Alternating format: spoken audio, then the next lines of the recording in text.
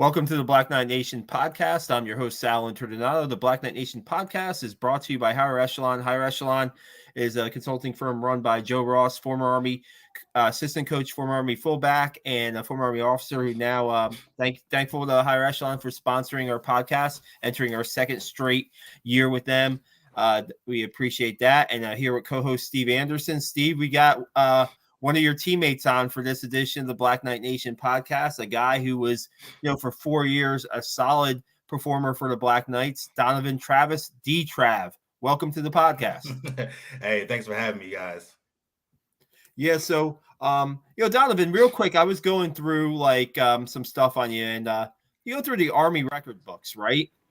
And you see career interceptions, career INTs. You see Glenn Davis, Heisman Trophy winner, 14. Number 2, you see Donovan Travis. So number 2 still, and to still be on number 2 on the career INT list, you're about a decade past your playing career, and man, you had a solid 4 years at West Point, right? Yes, and unfortunately, I dropped a few interceptions. Then you might beat Glenn Davis. Oh yeah, I dropped probably 3 or 4. One that catches my attention is I don't remember the Temple game. Remember the refs in that game? We were at Temple. I don't know if we were at Temple. We were playing at some kind of stadium. The refs were just awful, and I got an interception, and some guy kind of stripped me, so they reviewed it, and then once they reviewed it, they called holding on Mario Hill in the background. I'm like, how do you review a play and then call a penalty? And they took my interception away on that. And then that's when I think Bernard Pierce was playing for Temple. That guy was a monster. Yeah, he was one of the hardest runners I've ever had to tackle. I've tackled Matt Forte, Ray Rice. Bernard Pierce was absolutely – it was like he literally always hit you with, the crown of his helmet. And it hurt so bad. Yeah, he almost made me want to quit. Yeah, I think that was at Philly. And in that when Antoine Aaron and me hit him and knocked him out of the game, but Aaron he hurt his shoulder. I was like, and then listen, he got hurt as well. I don't wish any injury on anybody, but I was like, thank God. That was a 1-for-1 I was plenty happy with. You know what I mean? That and I'll say the other hard running back was the Rutgers fullback. I don't know what his name was. He was I would say, but just that was just a few interceptions that I missed, and it's just a privilege to be up there with that great man up there in that record books. I'd have a plaque that says second all time, but it hurts. Wow. But it was good, and thanks to the defensive linemen, linebackers, and everybody else doing their job that allowed me to get those interceptions. So that game, right? Was that the game where Josh McNary was on a tear in the first half? Yeah, and then they started calling them on offsides because Al Golden talked to the officials at halftime, and they called them 3 or 4 times in the neutral zone or something like that. They probably had 7 or 8 sacks that game. That was the same game, and like Donovan said, it was just it was those weird calls throughout the game that was that's not even. And we're lucky we got the W in that win. It was a big win. That was a big win for that year. Especially against that team that had, they were stacked on the offensive side. So, but Donovan, absolutely. And I told Donovan this while we were playing. He still knows it to the day. Donovan was a defensive captain through and through on our defense. He managed the back half. He was the general back there. While I managed the front 7, he kind of controlled the back 7, made sure I knew where I was going in coverage and stuff like that. And it was good. But before we get too much into the actual season, Donovan, what actually drew you to West Point? Where'd you play college ball or high school ball at? And what kind of drew you to the academy? So I started off in high school in Arizona. So I went to a school called Mountain Ridge for 2 years. My brother was there. He's a great running back there. He kind of paved the way for me.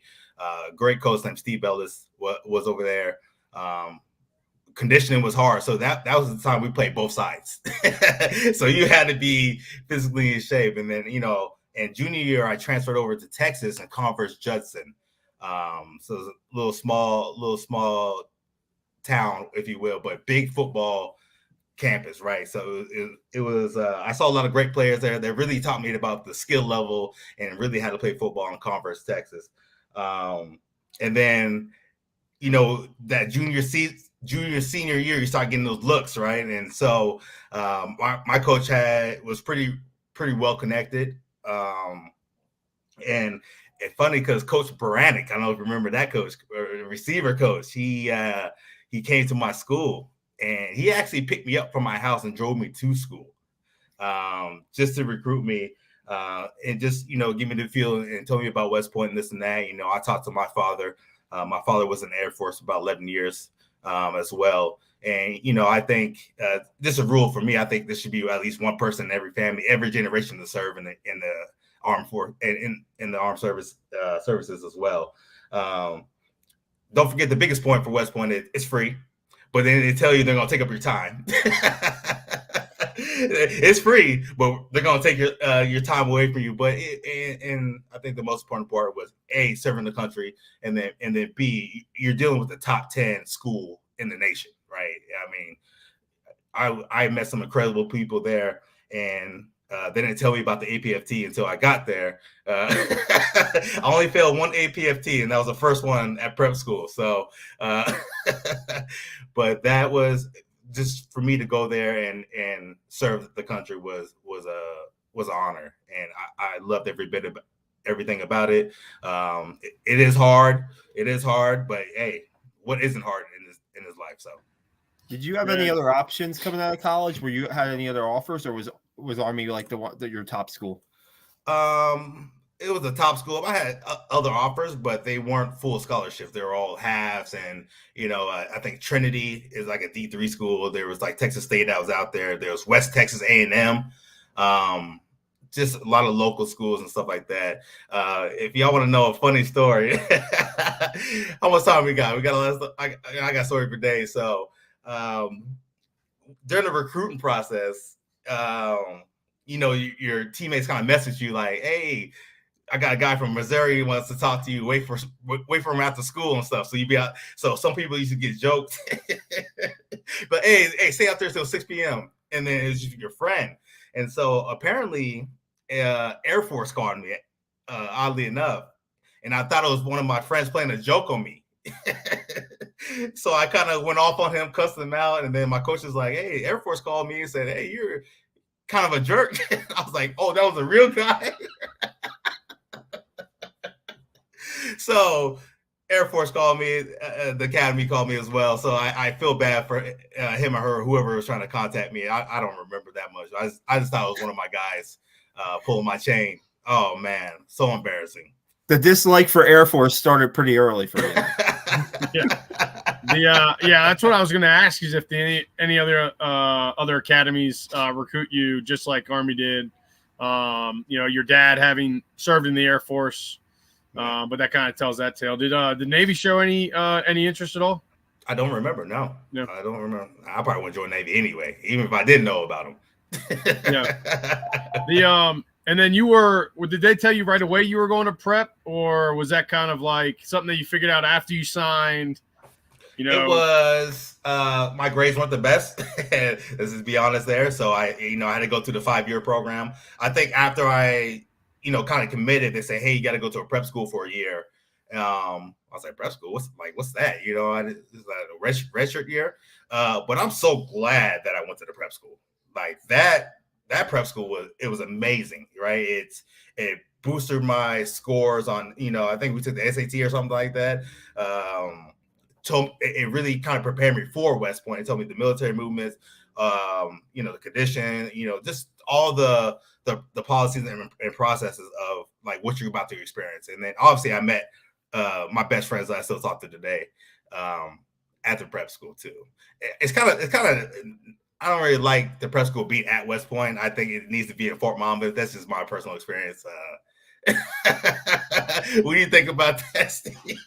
Yeah, I mean, look, I thoroughly enjoyed the prep school at Fort Monmouth. West Point's just one of those places that while you're going through the process, it's not really a fun place to be at. Yeah. But it's one of those places that, like, when you want to go there, like as a recruit, you're like, oh my God, this place is incredible. Or after you graduate and you go back for reunions or you go back for games or whatever, it's another thing where you're just like, man, this place is awesome. And you kind of forget about just how crappy some of those days, weeks, and months were, especially in the winter when it's just gray. Oh my God. I never saw the sun for like 2 weeks. 2 weeks. So, but yeah, no, the prep school, I agree, Donovan. Huge for maturity, for preparation, allowing our bodies to mature another year. I think it's one of the, treating it as a redshirt year is kind of what West Point uses it as. It's what Navy and Air Force use it as too, Coast Guard, everybody. And I think it's, you take it's a little bit of a risk because guys can leave. We saw guys like Drew Ezel, Max Bowe. Oh, don't say the receivers that we need. Yeah, man. I forget who we lost. Caltinger. Huh? Caltinger. Yeah, Caltinger. We lost Big Herb. Remember Big Herb? Oh, we also who's that running back? Good running back too. Moster. Moser. No. Anyway, unfortunately, I think he passed away too, though, in the tragic accident. But we had some great people. No, it's a risk versus reward. But most of the guys, you're going to keep 85-90% of those guys. Yeah. So, what was? But I was glad that we had the good older Army football players that came down to help coach. Yeah. CJ. We got on his nerves too. He probably Carlton Schultz. Oh, great running back. Rob Davis. Man, his nose is probably still broken by that guy. Oh, I'll never forget that practice. Seth Lotz. Oh my God. Carson Homme Sr. Hey, what is Seth Camp? What is it? What was the camp that he had after practice? Because you're loafing. Yeah. Oh my God. Lots of loafers, man. Where's that guy at? I would love to talk to him. That guy was a monster. I think he's a lieutenant colonel now. That's a great American right there, man. Yeah. Oh my gosh. Yeah. You remember when we did the team building exercises and Carson Homme and him went at each other? Do you remember that? When Carson came in and made fun of him? When Coach K made fun of him? Oh yeah. Yeah, man. That was good. Oh, Coach Lotz, man. Oh, man. Yeah. Sorry, I bring the smiles to my face. What a great man. That's a great dude. But, Don, try to talk about kind of like the mentality, you experienced at prep and then how we wanted to transfer that to the academy when we got up there. For me, I think it was like the JV game when we torched Army JV. Oh, man. And then losing to the Navy at the end of the year, off a 98-yard interception return. That basically was a 14-point swing. Milford and all that, Fork Union. Yeah. But talk about like you personally, how that prep school kind of shaped you into the player you wanted to be when you showed up at the academy. Well, yeah. So I was a corner too, and in my senior year in high school, I got transferred. Like I was playing corner and safety. So when I came to prep school, I was a safety, and I met some talent, right? So me and remember Ron Murray, he was the Brian Urlacher of the day, and I was I'm not gonna get dirty person until I need to. But I really wanted to bond with that team because I know we had like a hard stretch. I knew the records, I knew the past, 3-8, 4, and it just horrible. I'm like, all right. I felt as soon as like probably our first game or the game I really felt like we solidified our team was probably Nassau. Do you remember that game? And see, I'll never forget you making fun of the quarterback. He's like, what are you, 30? And that's when I knew it. I mean, I think we had Devin Cox too. I mean, just crazy people on our team. And, Donnie Dixon Harden had, he's going to hit somebody. I felt like that team, and especially, J-Mac, Marcus Hilton, who else we have on our team on our side? I mean, we had Rich King, Pat Mealy, Kingsley Ahee. Oh my God, too many people. Like Marcus Hilton. I mean, we had a lot of guys that from that prep school class ended up being pivotal in that 2010 season. Yes, as starters. Yes, and I felt like I was like, oh man, we're sticking this together. We're cool. Everybody is on the same page. Hey, we want to win. And I really, I don't know what it is. You can call it, God gave. I just had a knack for understanding offenses and tendencies, and I felt the responsibility to, put everybody in position because I knew they can play ball. That's not a thing, but to get them lined up right, so give us the biggest opportunity to win. I feel like I had to make sure everybody's aligned, make sure everybody's okay, and probably cut some people out when they weren't doing the right thing. So, just being together with those guys, I knew they wanted to win, and so I felt upon myself like, okay, let me put them in the best position, to win by knowing offenses and tendencies and all that good stuff. Yeah, so you went through probably one of the largest transformations as far as like team rooms, right? You go from prep school with your safety group, right? Almost like we almost always did. We barely did like kind of film by position, right? Because we only had like 30 guys, on one side of the ball, or but like you went from that to like that next year as a freshman at West Point, where you were in there with Jordan Murray, Caleb Campbell. Oh my God, B. White, Ryan Brents. Yeah, Ryan Brents. Some super intelligent, super capable, safeties across the board. So I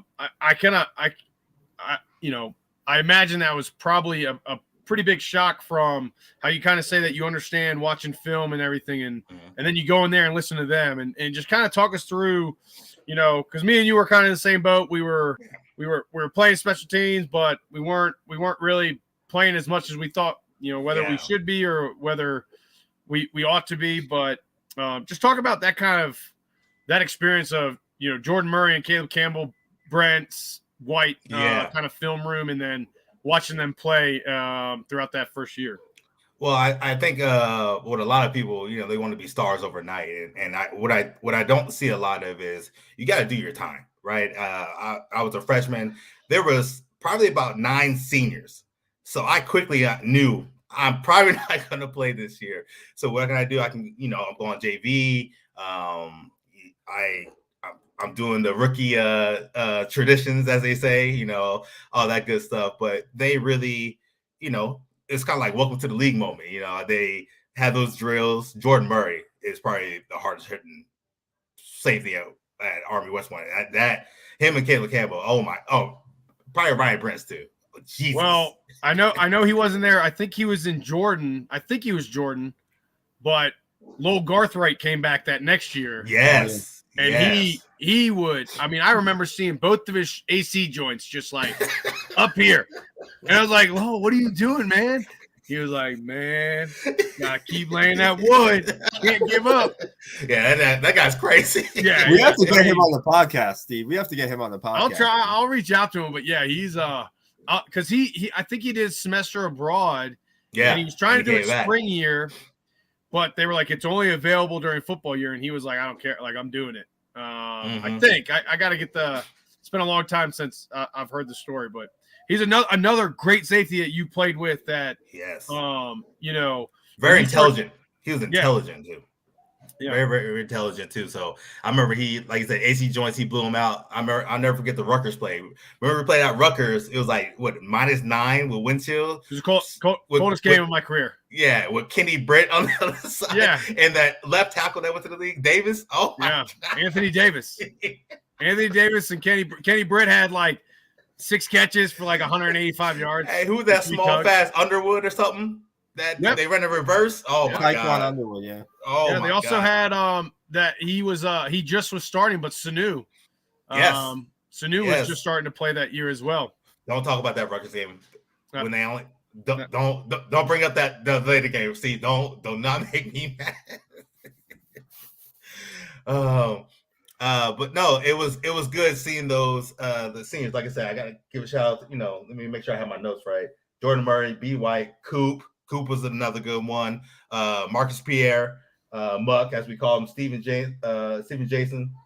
And then also there's other seniors too not senior, I would say older classmen that were there when I'm freshman year. You want to talk about Mike Wright, Jay Trim. I don't know how many kids Trim had. They're on every single class. So the Big Trim, we call him Big Trim.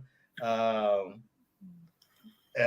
like Kevin Dunn, people like that. And those guys, they were genuine in a very, very strict environment. So they really kind of brought us in that, hey, you just got to make sure you do your right thing, keep your head straight, and really looked out for us too. So thankful for those guys. I'll never forget. I got moved up. I got moved up to varsity. I was like third team or second team or whatever. I played behind Scap all year, but it was like my first practice up there. Right, I played maybe 6 or 7 snaps. Right. Yeah.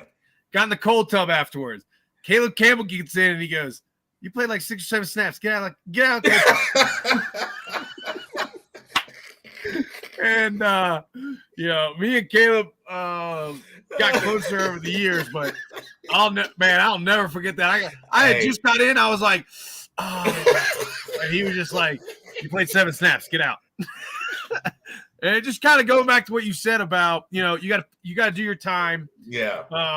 And there was no question, it might've been a little question then that I was like, oh man, this guy don't give a shit about me. But yeah, that was like really before, it was like literally spring, August, when I didn't even know anybody yet. So, but it's funny. It's just one of my favorite memories of being an underclassman. I could talk all day about Coach Adam Wall too. Oh my God, Adam Wall, that's a smart man too as well. I just remember, hey, Donovan, go get these guys some water. or I just remember so many. We had alley tackle drill. I don't know if you remember that. Yeah, oh yeah, just 15 yards and just Jordan Murray just killed me. Yeah. So you're trying to pick out like, all right, who's? I know someone's gonna take care of me. I was like, oh man, I think we did win again. And Caleb hit me. He's like, sorry man, I was trying to get Westfall.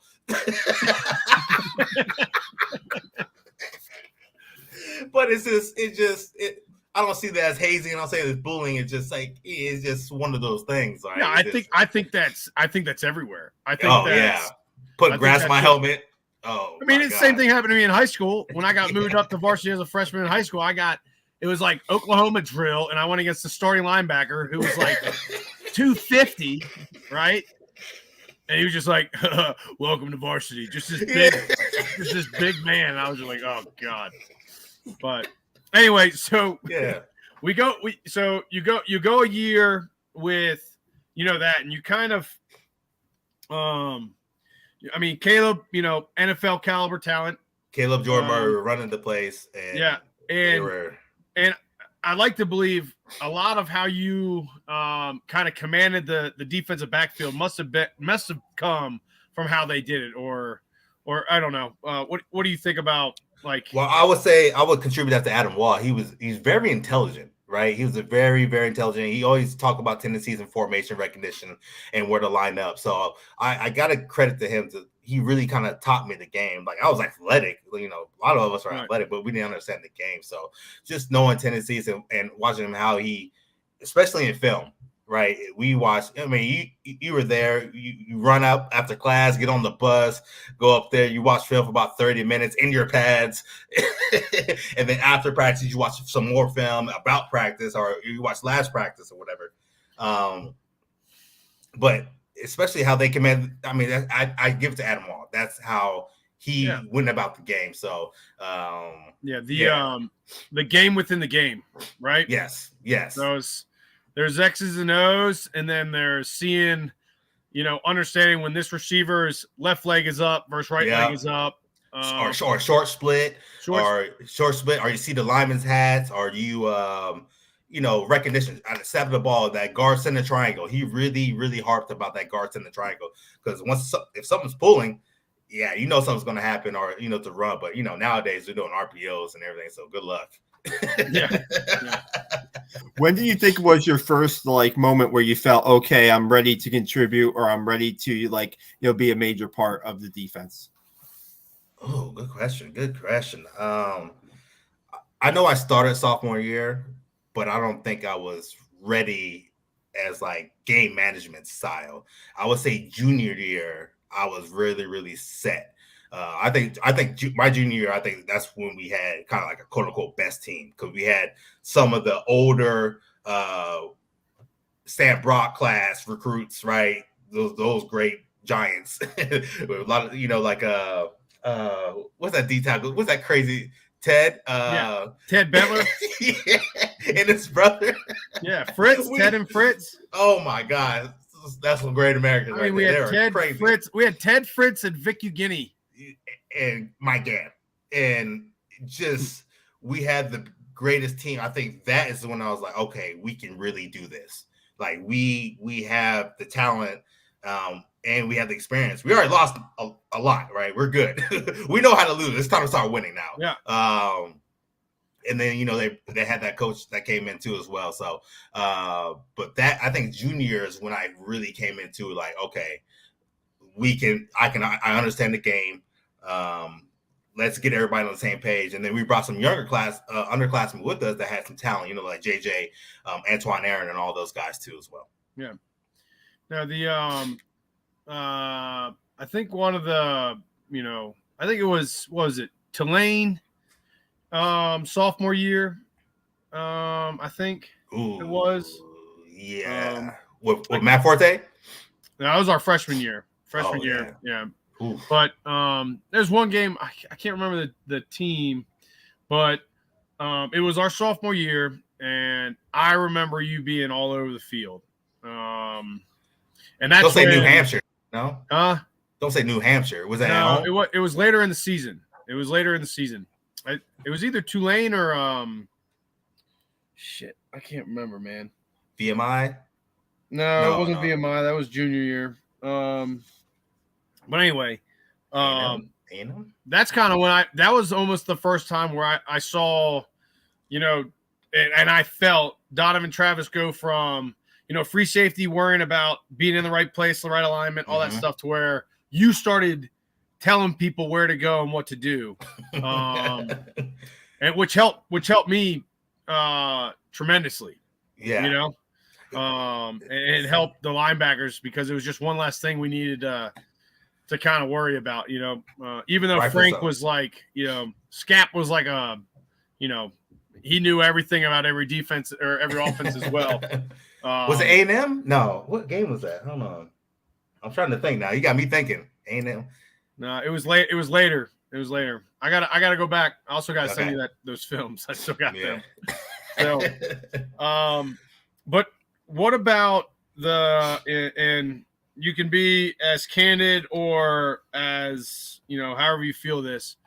What did you think? How did the program change from, our sophomore year, Stan Brock, first year with triple option, to under Coach Ellerson, all of his new regime, how we were doing things. This is why you brought me on here? The double eagle flag. Well, because, I still have a really good relationship with Coach Sadat and Coach Schmielen. I mean, oh really? Yeah, I love Schmielen. Schmielen's good. And but like I know, like you just said, that's a huge change for you going from Coach Wall to Coach Schmielen, double eagle flex, where you're basically the high safety versus two safeties. We play a lot of two safeties. So just kind of talk about that dynamic, and if you ever felt like, that if we had the Coach Ellison sophomore year and it was our second year with that junior team, I feel like that could have been, a very successful year. But anyway, just talk about kind of the change in the defensive scheme, how you because there was people changing positions like crazy. Oh yes. Yes. And then yes. Ali, who just got done retiring as a tackle in the NFL, they're like, yeah, you can't play tackle in this offense. So you can lose 60 pounds and play wide receiver, or you can go the defensive side of the ball. 6'10" receiver. Yeah. Oh my God. Yeah, man. So I like the defense. The defense was it's good. It creates a lot of confusion. It prioritizes like kind of like your stars. So our stars is obviously you. I would say you and J Mac were probably the stars. You guys are probably circled on scouting reports like, hey, we can't run to these guys or whatever. Especially J Mac. I never forget the game where they ran away from him the entire game. Yeah. Louisiana Tech. Yes, they ran for him. He was just shuffling the whole game. You could see his hands from the sky view just out here. Oh, they ran zone that way. He just make sure there's no bootleg or anything. So I just saw him because I got the view, so I'm like, oh, they're literally running away from this guy. Like it's bad when I can see it during the game. Like they're really running away from this guy. But it was good. I think we needed a little bit more diversity in our play calling. I think we were too static. I think we basically ran like maybe one or two defenses the whole game. Honestly, we had a couple blitz packages on it though, but it was hard because I was just a high safety, right? And basically they can key off me or you. I think it was just me and you were the keys to what kind of defense we were running. Especially like the Notre Dame game in Yankee Stadium. I think they figured that out like real quick and took advantage of it. And I still have nightmares about that too. Cause I'm like, man, we should have switched around or played some kind of defense so they wouldn't throw 50-yard touchdown passes on me. But well, that was a game I went against. I think it was either I know he's in the league now, but I think Eifert was on the sideline. He didn't play that game. Oh, really? And then their second string guy ended up being in the league as well. I think he played for the Bengals. He's injury prone for the Bengals tight end who's really good. But he caught like a 50-yard touchdown pass on me when I was playing. Yeah. And I don't play a lot of man-to-man. But I think what you kind of alluded to, before we started talking about getting burned was one of the ability, that defense allows our players to make plays because it allows us to use our eyes, our feet, and our instincts. So there's a lot of times, right, as a high safety, you were taught, and I know I was taught something similar, was, hey, that quarterback, as soon as he makes his decision with his eyes, just break on the ball. Yeah. And I know, like Sal brought up earlier, second all-time interception. In those 2 years in that defense, I think the way they allowed you to play that freedom is what helped you a lot to break on those balls and make those plays. Oh yeah, probably the best game I remember was Ball State. Yeah, I was just going to bring that up. Yeah, Ball State was a good because we were really honestly running man. I think the whole game man free. I think me and you were just free to do whatever we need to. And then I think Mackey, they tried to do a bootleg, and Mackey was put pressure on the quarterback. And that was easy pickings. Like I said, I couldn't do this without the linemen and linebackers. So it just made. It wasn't like I was making close contact interceptions. Most of mine were just bloop in my hand. So just give me some more stuff, please. Some more. Dude, you have that pick six in that game, man. Yeah. And actually, I have the film for that too. So I got the interception on the first hand before the last possession, and then we punted down there. So that's why we had a great punt. Was Jay Bulls our punter then? I think so. Yeah. So he pinned him down there, and that's when they did the bootleg, and all was history. So just like I said, the double flex eagle. I don't know what do they call it? What is it? Double eagle flex. Yeah.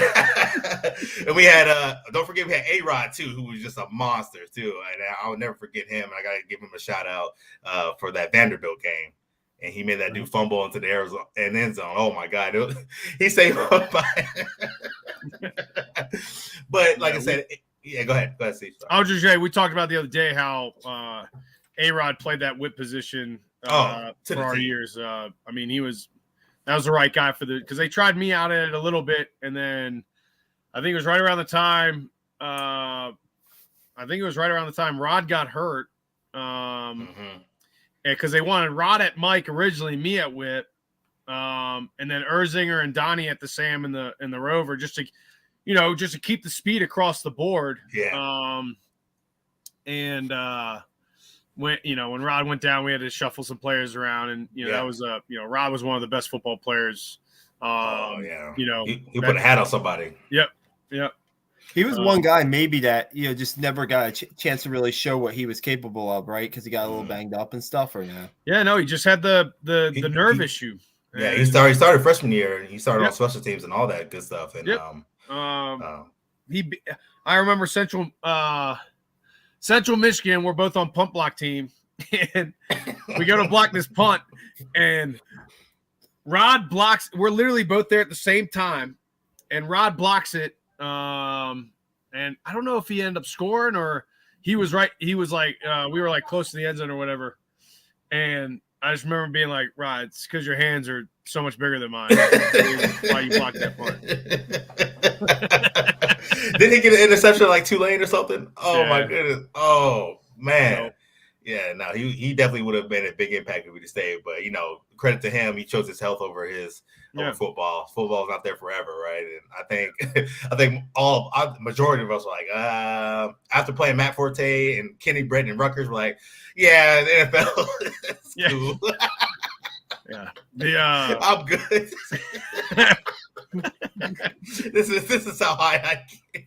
So, but to stay on those kind of games, you're talking about the Vanderbilt memory, and obviously the bowl game is always a good memory. But throughout your career, really your sophomore, junior, and senior, what out of those 3 years, what games really stick out to you, and what will you always remember about Army football?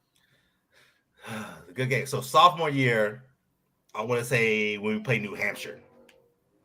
And I got my first interception there, only because Adam Wall made us practice that. They had like a unbalanced, like jet sweep play action pass. They did like almost every game. So we practiced that all week. And as soon as I seen that guy in motion, I was like, oh yeah, here it comes. And I was so excited. And and he grabbed my face mask and threw me to the ground too. So everybody thought the penalty was on me. I was like, no, this guy literally grabbed my face mask and threw me to the ground, but I was so excited. So that was sophomore year in New Hampshire. Even though they kicked our butt, I'll never underestimate an opponent again. Let's see, junior year, was that the Ball State? I think Ball State, and I'll also say Eastern Michigan too was a good one. No, that was senior year. The senior year. Well, I had interceptions and junior and senior year with Eastern Michigan. Junior year, what good game? A&M, that was a fun one. That was senior. That was junior year. A&M was sophomore year. Sophomore year?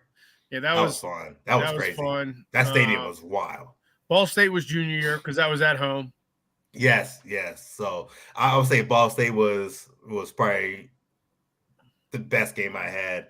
Not just stat wise, but just tendencies, because they had a freshman quarterback too. I never forget looking at the screen. I could see the freshman quarterback and the coach looking at like, what happened? And I was like, yeah, I read your eyes the whole time. Yeah. I knew what you're about to do. And then obviously senior year, probably the bowl game was fun too. Yeah, I love the bowl game. That was that entire experience. Going down there, the dinners with the other team with SMU. Yes, that was phenomenal. Just that whole experience, definitely for something for a program that hadn't been at one of those in quite some time, allowing us to be like, kind of college football players and not like restrict us to everything. Yes. That was they definitely did it right, and it made it made the younger guys want to go back to a bowl game. Yes. Instead of it being an extended stay from West Point, it was literally like, hey, captains, you make the decisions. If the guys break the team rules, like they break the team rules. There was never, me and Pat talked about a curfew, but we didn't impose that until the night before the game. You know what I mean? We probably weren't going to follow it anyway. You know what I mean? But I think the bowl game more so for our fans. I mean, there was a significant drought of a winning season. Think about that, a winning season. I mean, sophomore year, we were what, 3 and something? Yep, 3-9, and then 5-7. Man, 5-7. I mean, that felt like 1-10. But I mean, I remember probably the one time I got mad was when we barely beat VMI. I was so mad at everybody. Not to discredit them, but I just knew like they should never have ever been that close. And I think you were hurt, weren't you? Yeah, no, I was. Was that junior year or senior year? That had been junior year because I played every game senior year, but junior year I think I missed. Junior year I think I missed VMI, North Texas. And, they put your best friend at middle linebacker and got me ran over. I'll never forget that. And then Navy, I missed those 3 my sophomore year. Who's that? Who's the best friend? It was a freshman, Kyler Martin. Oh, Kyler Martin. Okay. Yeah. I don't know why Coach Ellison put him out there in linebacker. I'm sorry. He was more of a safety type, if anything, right? Or no? I mean, he was a freshman. They put too much on the shoulders. And this was before they moved. This was the reason they moved Ahe to linebacker after that year, because our second string middle linebacker was, Kyler Martin, who was a freshman, and nothing against him. And he ended up bulking up very nice. He's an athlete. Yeah, I get it, man. He ended up becoming a player. But I mean, all of us as freshmen, I mean, we were all string beans. I was just a short string bean. There were no other guys out there. There were nobody else on that team at that point. That was our depth chart. Moving somebody around, maybe moving you up, Trav. Moving you up there. Oh no! I can't get too close. I need no. Donovan used to always say, "I need 11, not 7." Right? Because there'd be some games where I would be at 7, like my toes are at 7. And Donovan's like heels are at 11, so we're like this far apart from each other. And I'm literally trying to pre-play snap. Donovan's like, hey, move your foot left, move your foot right. Hey, I can't see over your head, Steve. Get out of my way. And I'm like trying to set the front 7 up, right? And I'm like, shut up, like. Especially goal line. Remember that Notre Dame goal line? I was like, oh man, I'll never forget that. You tipped the pass, and you're like, somebody get that. And I was like, I got it. Yeah, man. That was good. Yeah, we didn't have much depth at the middle linebacker position. We had a lot of depth, like on D line, even corners, but that middle linebacker and even the wheel or whatever. I forget what they call it. The whip. I mean, we had Chad Littlejohn and Bill Prosco kind of filling in at the whip. Prosco, yeah. Yep. I got Prosco. Yeah. Prosco's going to be either next week or the week after. Okay. Got him on here. He just got into Wharton Business School. So. Oh, nice. Yeah, smart. Not me. I didn't get in there. Not at all. So they put it on this file.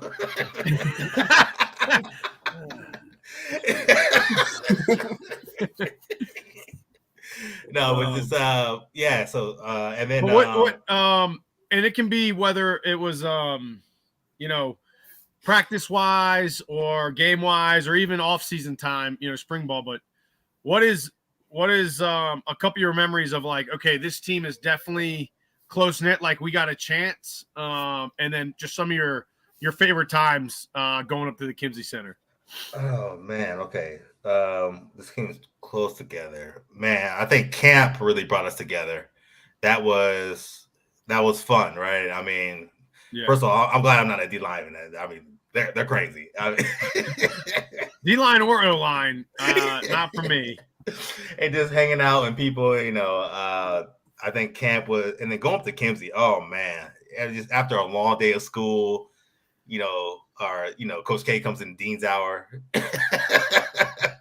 takes up your nap period, and you're going up on that bus. But just the workers in there and having that food and just I had everything I needed at Kimsey. You got your workout, you got your trainers.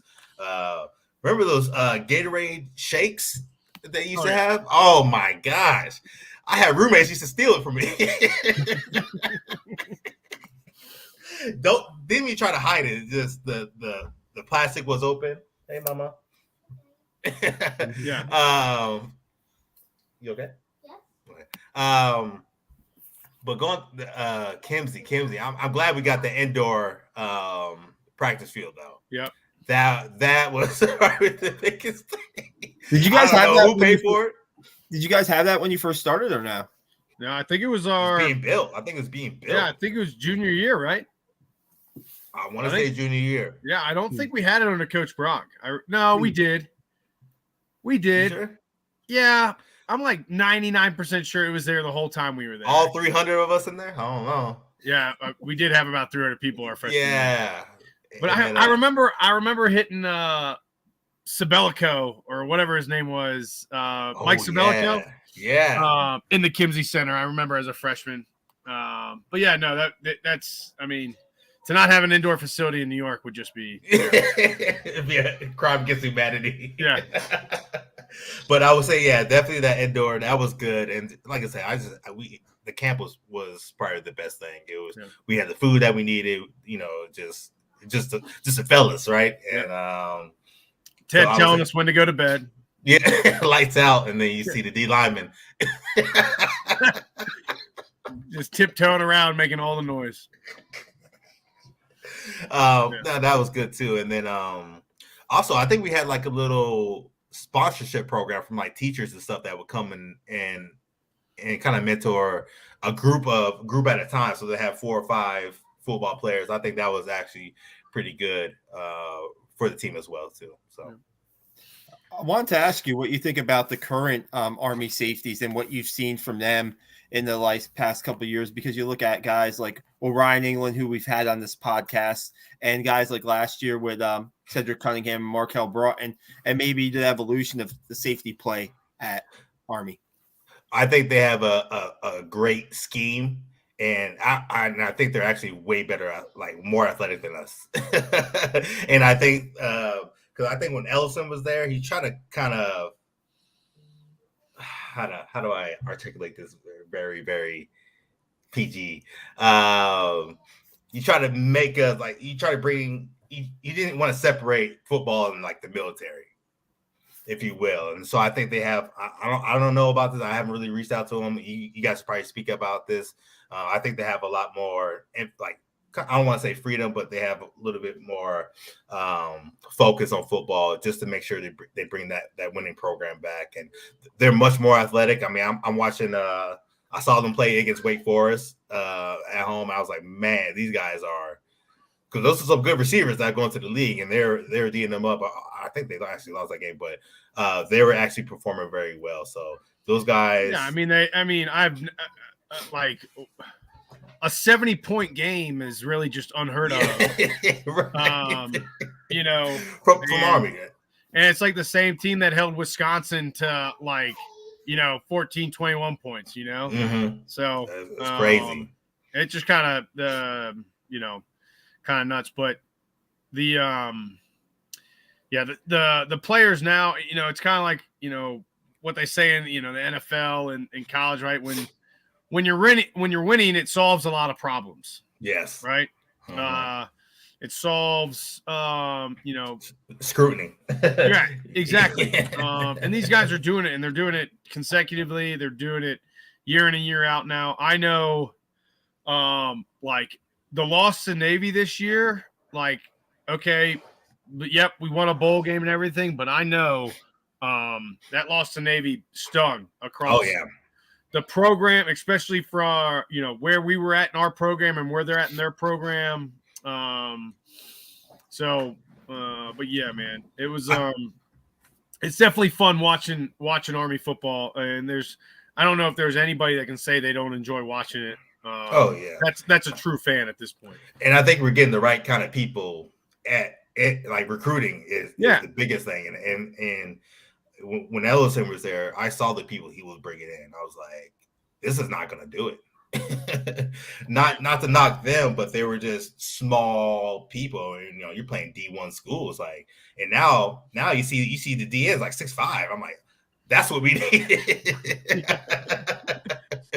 We need a bunch of J-Max running around. So, and Steve. So, I mean, recruiting. They did a great job recruiting these young kids in there today. If we put an all-time, like say last 20 years of Army football defensive team together, Donovan, you got to be right there at safety. So you might be playing in like an all, like that type of team with like an Andre Carter or like get Josh McNary, get Steve Anderson on that defense. I might be a backup, man. I think Jordan Murray and Caleb are up there. They're man. They're and Garthwaite too.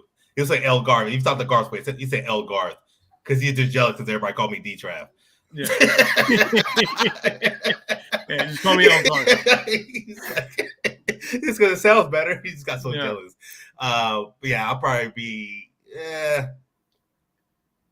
Let's see. Who else was great safety? Yeah, like I said, I don't really have a contact to the like current safeties, but definitely Caleb and Jordan Murray and Ryan Brents too. I know he didn't talk a lot, but man, he let his actions speak for him. Yeah.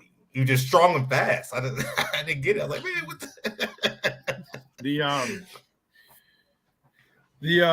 but you know, as you know, obviously to let everybody know like what you're doing now and what was Army service like for you? Did what'd you end up you know, branching and then kind of go from that into what you're doing now? Okay. Yeah, so I went air defense artillery, you know, Patriot missiles and all that good stuff. So I was at Fort Bliss in El Paso for actually majority of my career. And I deployed to Qatar twice. I actually did those are year-long deployments. So that was as soon as I got to the unit, it's like, hey, how you doing? Pack your bags. We're going down range. So that was fun. And then did a allied mission in Tel Aviv, Israel, with their Iron Dome system and all that stuff with, you know, Air Force, Navy, Marines, and all that great stuff too. So that was really phenomenal. And especially, I always miss the soldiers, man. There's nothing like an American soldier. Just, I don't want employees. I want some soldiers.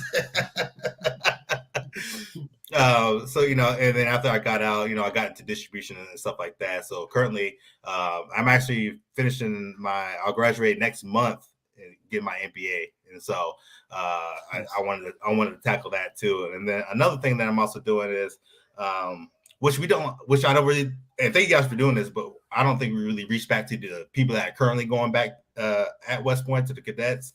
So I'm reaching out to a couple of people. If you guys want to have anybody that wants to join, we just talk, we keep it real casual, real candid, not general stuff, keep it really informal. Like, hey, this is what my experience was at West Point. You're not alone. It's hard. We struggle, but it's worth it. Don't leave. You're a top school, stuff like that. And tell them what to look out for. Because if someone told me, hey, man, you should invest that cow loan that you got to Amazon right now. Yeah, if only somebody would have told me not to go to Vegas, would have been good. Right? I know we're not probably allowed on the sidelines, but I just, I think a lot of us owe it to the cadets. But hey, man, this is what I went through. It's hard. Don't lie, because lying, you probably get away with murder than lying at West Point, right? It's a bit, just stuff like that. Just it's hard. We get it. But just to reach back to those guys, I'm like, hey, man, send them some love. It's hard. You don't get paid nothing. That's good, man. I mean, that's really, that's just an extension of the brotherhood. And that's what we hear time and time again from everybody on this podcast that we have is there's always some additional service that they're doing in life, whether it's for the brotherhood directly or just for cadets or for West Point or for the community. It's incredible that there's so many, we've had, I don't even know how many podcasts now, probably 300. Sal probably knows the number. Oh, really? 300? No. Well, we're not to 100 yet, Steve, but we're getting there. Getting there. It feels like 300, I assume. But like everybody we talk to, they're doing something for the Corps, for Army football. And it's just that additional service. Not a lot of guys just come in here and talk about, their business or how much money they're making or how they're doing or stuff like that. They always want to highlight, how they're giving back to the community or what additional service they're doing. And that's all we're trying to do here is we want to tell the D-Trav story, get it out there and hopefully, just like you do with the cadets, they'll hear it and be like, man, yeah, this place really does suck right now. But, you're not alone. And listen, anybody that's watching this, if I made it, you can make it. Yeah. Don't be worried. Mr. 9 Lives right here. I'll tell you that straight up. We can it depends how deep you want to go. I got in trouble and all that. We can't no. That's good, man. If you feel comfortable, where are you living now, and what's the daily life for old D-Trav? Oh man, so I'm in Fontana, California. So we moved out here. I'm married. You saw the young one run around here. No gray skies. No. Actually, we had some last week. Actually, so it goes from 90 to like 50. Like this week's gonna be 70. It was just 97 yesterday. So, I'm originally from Arizona, so I'm used to chaotic weather. So, just doing that, man. Just the family life and trying to help others. And I want to go back to your point of when you said like people talk about giving back. I think I think it's an appreciation of what we went through, and we want to share that with people who are going through it, right? I think because we know we've been there. It's hard to. You feel like you're at West Point. You feel like you're alone, and so I think when people try to give back, you just want to spread that love in everybody. So now we're good over here, man. Just living, trying to stay alive. Well, it's like I always like to, whenever I get to talk to a cadet or a new lieutenant. Hey man, you ever think about leaving the academy? You ever think about just like I'm done with this. I don't want to do this no more. Yeah, every day, every semester, twice a week. After a physics exam, you go across the hall, look at it like, oh no, going from taking a test in one class, going to the next class, taking another 50-minute test. Like, yeah, of course. Oh my God, T-week was horrible. But when you just tell them that, like, oh, and they're like, oh, you thought about leaving too? I'm like, oh my God, yes. Like everybody 100%. did. So everybody did. And I think you got to surround yourself with people who, are like-minded. Okay, we can get through this, man. Hey man, you got a study sheet for this tea, or you find a way to kind of like escape West Point, have fun with your friends and just make it through, because the end result is definitely better than what you're going through, right? It's preparing, it's setting you up for success. And when you go into the Army or to corporate America, you see people like stress and like, you stressed on for this? You have no idea. You never had a T-week before? Yeah. You never had to count ammo rounds and be specific. Yeah, man. And deal with soldiers and problems like that. And so it just, I love, like I said, I try to encourage the people I talk to, hey, man, stay there. It's gonna hurt. It ain't gonna be pretty. I'm not here to pamper you. It's gonna be hard, but it's gonna set you up. You'll have a job after you graduate. You're a part of a select few in society, right? You have Founder Day dinner, and you're gonna meet some incredibly smart people who are going to be politicians, CEOs, nuclear engineers. I was like, how do you guys want to be this at this age? I was like, I just want to play football. Yeah. But, you got something to offer them, and they got something to offer you too. And like I said, I can hit up people right now, and that's the brotherhood too, I think, what this is doing. I think you guys are doing this again. But I can, Stephen called me, and he's going to answer. You hit up one of your roommates that you had, they're going to answer, right? That's the connection you have with these guys, and that you need in life too to be successful, because you can't do it alone. You need people with you. Hey Donovan, before we go, we gotta hear your best Steve Anderson story, man. We have to hear a good Steve Anderson. I don't think you shared too many Steve Anderson stories on this podcast. Steve Anderson stories, huh? Oh man, I think probably the one that stands out to me is when he broke that collarbone off that receiver from Ball State. Because it was like we were synchronized in our steps because he was going to number 2 and I was going to number 1. And he looked fine, but then he walked up. All right. I definitely heard. I like felt his shoulder like collapse. It like shrunk. I wish we had oh man, I wish I had my the film, man. I could probably bring it up. I was like, I know the play because we were both back. That was the same way. That was the same way in the bowl game too, man. Yeah, we were right. We were in unison on that one on that pick as well. So, or probably another one when he ran down J-Mac for the bowl game. You know he hates that story.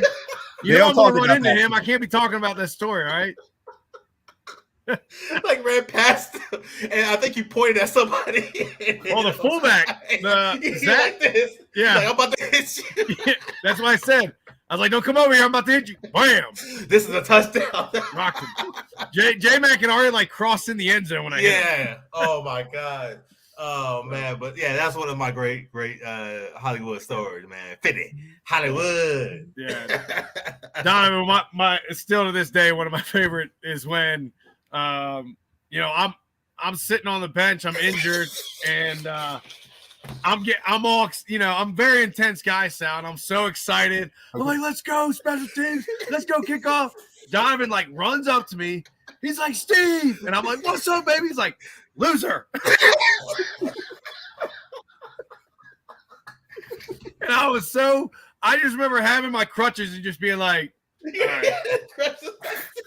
Crutches, like, all right. I'm not that pumped up. I mean, it's safe to say you kept it light, right, Donovan? You kept it. Yeah. I was having fun. Always having fun. Oh, and man. I hated that the starters were on special teams, but yeah, you don't put J-Mac on special teams. And like I said at the beginning, Donovan was a defensive captain in the way he prepared, the way he played, the way he helped others, the way he mentored guys. And he knows that. I know that. Everybody on that team knows that. Pleasure playing with him, and he's my friend for life. And thanks for coming on, D-Trav. I appreciate it, supporting the podcast, and just really enjoyed having you on, brother. Oh, thank you so much, Sal. Steve, doing this, man. Hope you guys reach out to other people, and hey, if anybody needs me, you know how to reach me. You know what I'm saying? So, thank you again. Oh, you see the poster in the back? Oh yeah, there it is. I think you're on there, Steve. Where you at? I think that's Garth Wade. I don't think. You might be on the other side. I'm 5'10". I'm 5'10", so you probably ain't seeing me. Well, those are some good things, and like I said, thank you again. And yeah, man, love Army football. It's just I'm glad they're winning now a lot. But hey, I think we laid the foundation for years to come. The New Jersey look real nice. I didn't get not a call, and I wish we had the NIL deal still. I sure my my face is on a couple of programs, and I didn't get paid for it. You could have had some great 5-head deals, baby. Look, you got the headphones. Look, I'm all bald right now. We thank everybody for watching right now. Check out our YouTube channel. Make sure you subscribe to our YouTube channel. We're almost at 400 subscribers on our YouTube channel. Check out blackknightnation.com and also our Twitter account. And then we're getting a Instagram up too. I posted a couple videos on our Instagram. We'll put this podcast up on Instagram. As long as you have Spotify, you can click the stories and you can listen to this podcast with Donovan, Steve, and I. Donovan, thanks a bunch. Great. This is your second appearance on the Black Knight Nation podcast. Oh, yes, sir. We hope to have you on again soon. And guys, thanks for watching. We really appreciate it. Thank you. Later, guys. See you.